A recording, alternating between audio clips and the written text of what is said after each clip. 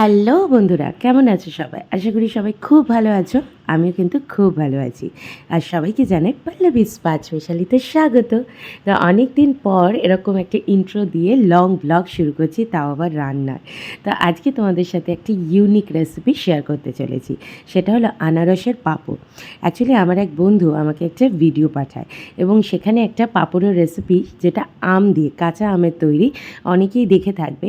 তবে আমি ভাবলাম এখন তো অফ সিজন, আম পাবো কি পাবো না। তো বলল ঠিক আছে, আম না পাওয়া যায় তো কী আছে, আনারস দিয়ে বানানো যাক। তো সেই জন্য ভাবলাম একবার ট্রাই করে দেখি কীরকম হয়। তো দেখতেই পাচ্ছ এখানে একটা একদমই খুব বড় না, একটা মাঝারি সাইজের আনারস নেওয়া আছে, আর 100 গ্রাম মতো সাবু ওখানে রাখা ছিল বাটিতে। তো প্রথমে দেখো আমি আনারসটা কেটে নিচ্ছি। আর আনারস কাটা মানে বুঝতেই পারছো, তার চোখগুলোকে বাদ দেওয়া একটা বড় সড়ো কাজ। তো আমি প্রথমেই বটি নিয়ে বসে পড়েছি, কারণ আমি মনে করি যে কমফোর্টেবল আমি বটিতে কাটতে এই আনারসটা। তো সেজন্য আগে প্রথমে আনারসটা ভালো করে তার মানে স্কিনটা আগে ছাড়িয়ে নিচ্ছি। আর আনারসটা মানে তোমার ফ্লেভারটা তুমি একবার কী বলবো, আনারসটা খেয়ে বুঝতে পারবে কীরকম, মিষ্টিটা কীরকম বা কিছু। তবে এই রেসিপিটায় কোনো মিষ্টির কিন্তু ব্যবহার নেই। তো সেই জন্য আমি কোনো রকম মিষ্টি ব্যবহার করিনি। তো আগে আমি আনারসটা কেটে নেব, তারপরে আমি ছুরি দিয়ে ওই চোখগুলো আর কি বাদ দেবো। আর আনারসের ওপরে যে শক্ত জায়গাটা আছে, অংশটা আছে, সেটাকেও কিন্তু আমি ছুরি দিয়ে বাদ দিয়ে নিলাম। এবার একে একে এই চোখগুলোকে কেটে কেটে নিয়েছি আর কি। আসলে এইগুলো করে আমার মাই। তো মায়ের অ্যাকচুয়ালি চোখের একটা অপারেশন হওয়াতে আমি নিজে নিজেই করেছি। নইলে মা যদি ঠিকঠাক থাকতো আর কি, আমি মাকেই বলতাম করতে। কারণ এই আনারস কাটা না ভীষণ টাফ আমার মনে হয়। সেজন্য আনারস খাওয়াও হয় না সেইভাবে, কাটার ভয়তে অ্যাকচুয়ালি। তো যাই হোক, আমি না ওই যে রেসিপিটা তোমাদের বলছিলাম, আমের রেসিপিটা, আমের পাঁপড়ের রেসিপি, সেটাকেই জাস্ট ফলো করেছি। তো এখানে দেখতেই পেলে কড়াইয়ের মধ্যে আমি আনারসটা দিয়ে দিয়েছি। দিয়ে এবার ওই 1 বাটি মতো জল দিয়েছি, যা মানে আনারসটা আর কি সেদ্ধ করতে হবে। তো সেই জন্য প্রথমে আগে আমি ঢাকা দিয়ে দিয়ে এটা আনারসটাকে বয়েল করে নেব। তারপরে যখন এটা সেদ্ধ হয়ে আসবে, তারপরে না আমি ওই খুন্তি দিয়ে আর কি এটাকে ঘেঁটে দেওয়ার চেষ্টা করছিলাম। তো আমি দেখলাম যে জলটা তো শুকিয়ে গেছে, আমি একদমই কিন্তু ফ্লেম আস্তে রেখেছিলাম। তো জলটা শুকিয়ে গেছে, কিন্তু আনারসের তাও কিছুটা কিছুটা জায়গায় শক্ত পোর্শন ছিল। সেজন্য আমি কিন্তু ব্লেন্ডারে দিয়ে ওটার পেস্ট বানিয়ে নিয়েছি। আর এইদিকে এবার ওই 100 গ্রাম সাবুটা ওই 1 বাটি জলের হাফ হাফ করে আমি জল দিয়ে দিয়ে ব্লেন্ড করে নিয়েছি আর কি। তো এইদিকে দেখতেই পাচ্ছ আনারসের পেস্টটা আবারও আমি কড়াইতে দিয়ে দিয়েছি। দিয়ে এবার ওই সাবুর যে মানে পেস্টটা ছিল সেটা এবার এখানে দিয়ে দিতে হবে।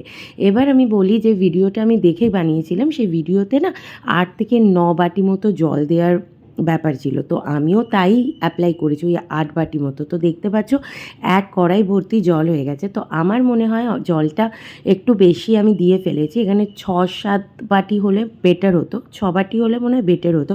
তো আমার মা ঘুম থেকে উঠে বলল, তুই যে পরিমাণ জল দিয়েছিস তাতে মানে অনেক সময় লেগে যাবে, তো বেটার তুই ইন্ডাকশানে একটা মানে ডেচকিতে ওটা ট্রান্সফার কর, ইভেন গ্যাসেরও অপচয়। তো সেই জন্য আমি কি করলাম না, ওটাকে ট্রান্সফার করে আর বারবার ওটাকে আর কি নাড়তে হবে। তো নাড়তে নাড়তে দেখো এই যে মানে আসল যে টেক্সচারটা, সেটা এখন তোমরা কড়াইতে দেখতে পাচ্ছ।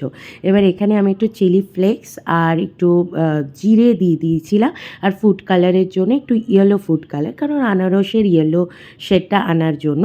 তো জাস্ট ওটাকে মিক্স করে আমি কিছুক্ষণ রেখে দিয়েছিলাম। এবার বলি যে চিলি ফ্লেক্সের পরিমাণটা আমি একটু বেশি দিয়ে ফেলেছিলাম, ফলে পাঁপড়টা একটু ঝাল হয়ে গেছে।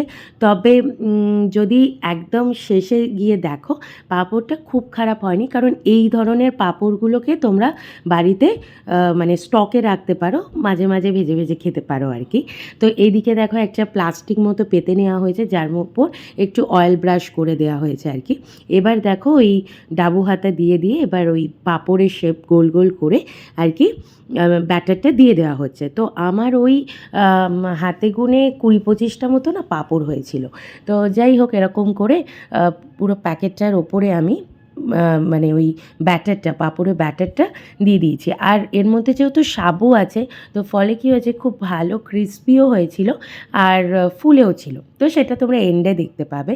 তো এখন দেখো একে একে আমি মানে পাঁপড়ের ব্যাটারটা এই প্লাস্টিকের ওপরে ছড়িয়ে ছড়িয়ে দিয়ে দিচ্ছি। আর এটা তো কমপ্লিটলি মানে ফ্যানের হাওয়াতেই শুকিয়ে যায়।